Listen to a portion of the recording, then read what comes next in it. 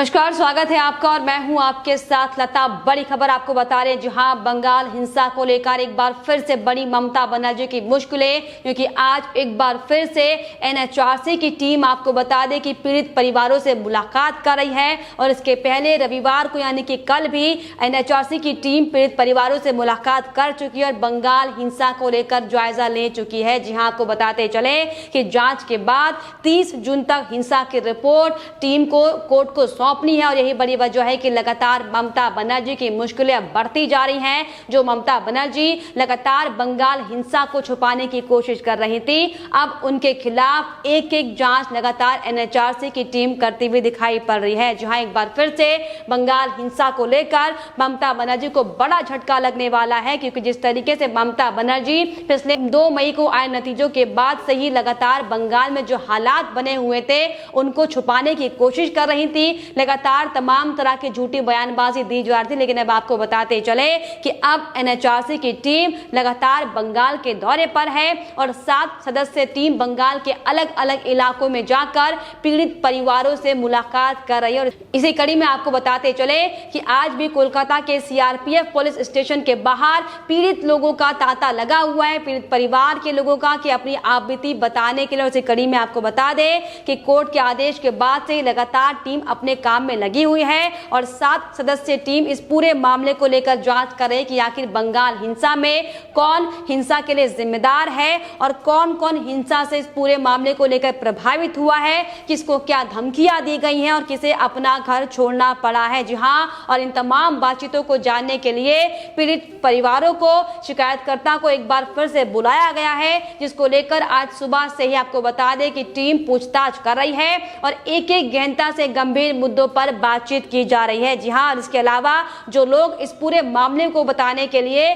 जो शिकायतकर्ता घबराए हुए हैं, डरे हुए हैं, घर से बाहर नहीं निकल पा रहे हैं, उनके लिए भी आपको बताते चले कि टीम की ओर से ईमेल आईडी और नंबरों को जारी कर दिया गया है, ताकि वो अपनी जो तमाम समस्याओं को बताने में असमर्थ हैं, अपनी शिकायतें, याचिकाएं और तमाम दस्तावेज, साक्ष्य बताने से जो डर रहे हैं लोग, उनको ये साफ तौर पर टीम की ओर से कहा गया है कि आप ईमेल आईडी के जरिए और नंबर के जरिए भी अपनी शिकायतों को दर्ज करा सकते हैं। और इसी कड़ी में आपको बता दें कि टीम की ओर से एक ईमेल आईडी भी जारी किया गया, जिसमें साफ तौर पर NHRC WRIT142@gmail.com, या फिर इसके लिए आप कांटेक्ट कर सकते हैं। मोबाइल नंबर दिया हुआ है जिसमें 8826705906 और इसके अलावा दूसरा नंबर 8799712259 पर भी आप फोन कर अपनी शिकायतों को दर्ज करा सकते हैं। जी हाँ, क्योंकि जिस तरीके से पिछले कई महीनों से बंगाल में हिंसा का तांडव मचा हुआ था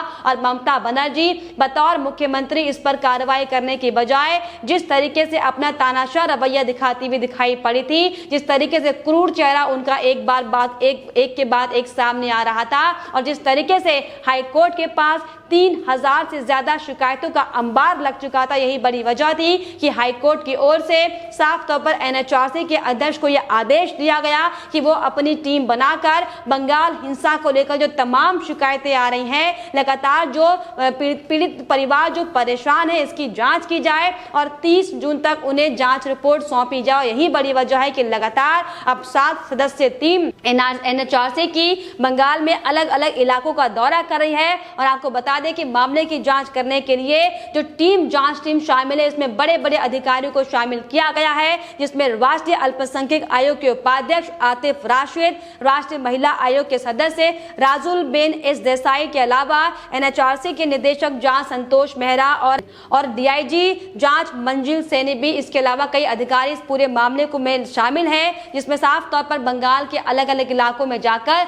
और खास तौर पर वो इलाके जहां पर चुनाव के दरमियान भारी हिंसा देखी गई थी, फिर चाहे वो कूच बिहार हो, फिर चाहे वो नंदीग्राम हो, फिर चाहे वो शीतल कुची हो, या ऐसे अन्य प्रभावित इलाके हो जहां पर लगातार बार बार हिंसा की तस्वीरें सामने आई थी और भारी मात्रा में बमबारी से लेकर ताबड़तोड़ एक्शन वहां पर दिखाई पड़े थे। और यही बड़ी वजह है कि लगातार लगातार अब हाईकोर्ट को साफ तौर पर सख्त एक्शन दिखाते हुए ममता के खिलाफ जांच टीम बैठानी पड़ी। हालांकि आपको बता दें, जब हाईकोर्ट की ओर से एनएचआरसी टीम को यह जांच टीम बनाने का फैसला दिया गया था, आदेश दिया गया था, उसके बाद बौखलाई ममता बनर्जी ने हाईकोर्ट को इस फैसले पर चुनौती दी थी और साफ तौर पर पुनर्विचार करने को इसमें कहा गया था। लेकिन हाईकोर्ट की ओर से साफ तौर पर ममता बनर्जी को करारा झटका देते हुए साफ कर दिया गया था कि अब तक ममता बनर्जी बतौर मुख्यमंत्री इन तमाम शिकायतों का निवारण करने में असमर्थ रही है और यही बड़ी वजह है कि अब इस पूरे मामले को लेकर हाईकोर्ट को अपना फैसला सुनाना पड़ा है, जिसके आधार पर एनएचआरसी की टीम को गठित किया गया था 5 जजों की बेंच ने।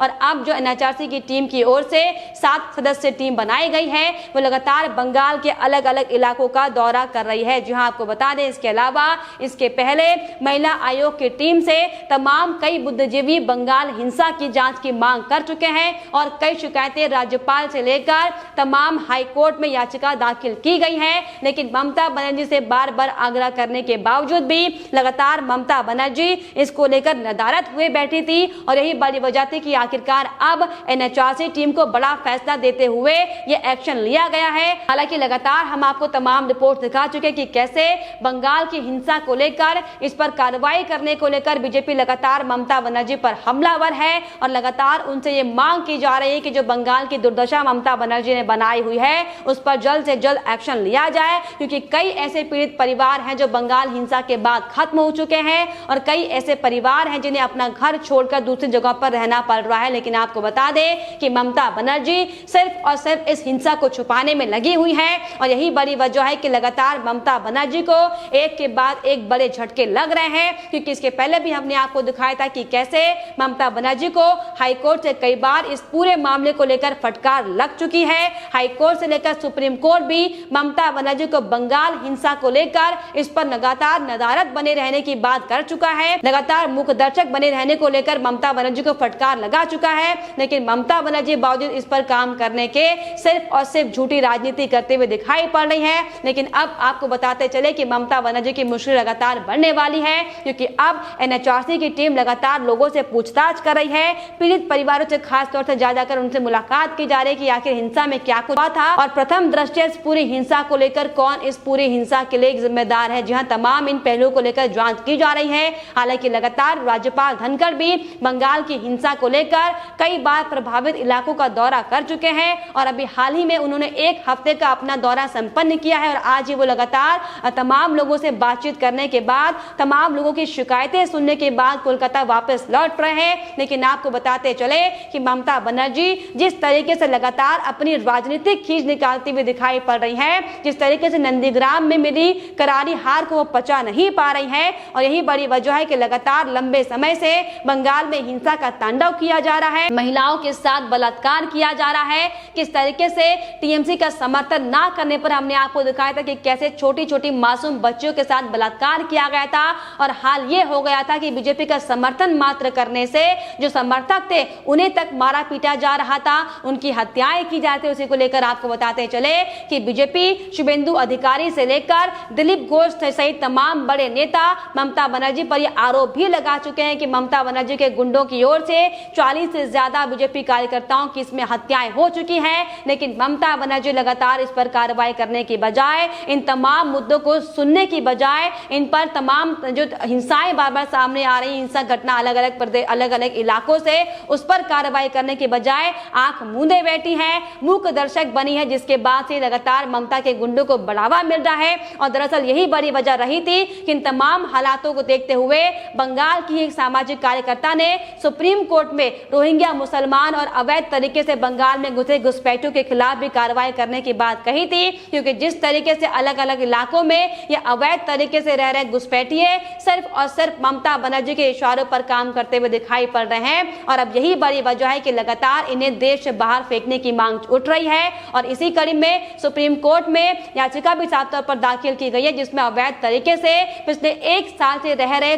फर्जी दस्तावेजों के साथ उन तमाम घुसपैठियों के खिलाफ कार्रवाई करने की बात कही गई है। लेकिन ममता बनर्जी इस पर ध्यान देने की बजाय, इस पर काम करने के बजाय सिर्फ और सिर्फ अपनी तमाम तरह की तानाशाही दिखाने में लगी हुई है, क्योंकि जिस तरीके से लगातार वो अब तक, आप सोचिए कि 2 मई को नतीजे आने के बाद से ही 3 से 4 महीने का समय यहाँ पर पर हो चुका है, लेकिन ममता बनर्जी अपनी हार को नहीं भुला पाई है और यही बड़ी वजह है कि लगातार वो राजनीतिक हार की खींच निकालते हुए दिखाई पड़ रही हैं, जिसका खामियाजा बंगाल की आम जनता को भुगतना पड़ रहा है। और यही बड़ी वजह रही कि हाईकोर्ट को साफ तौर पर इस पूरे मामले को लेकर एक्शन में आना पड़ा और एनएचआरसी की टीम को जांच करने के लिए कहना पड़ा। जी हां, आपको बताते चले कि एनएचआरसी की टीम अपनी 7 सदस्यीय टीम के साथ लगातार बंगाल हिंसा को लेकर जो शिकायतें मिल रही थी, जो पीड़ित परिवार परेशान चल रहे थे, उनसे मुलाकात कर रही है, उनसे बातचीत कर रही है और अपनी तमाम रिपोर्ट बनाने के बाद 30 जून को हाईकोर्ट को अपनी रिपोर्ट सौंपी जाएगी,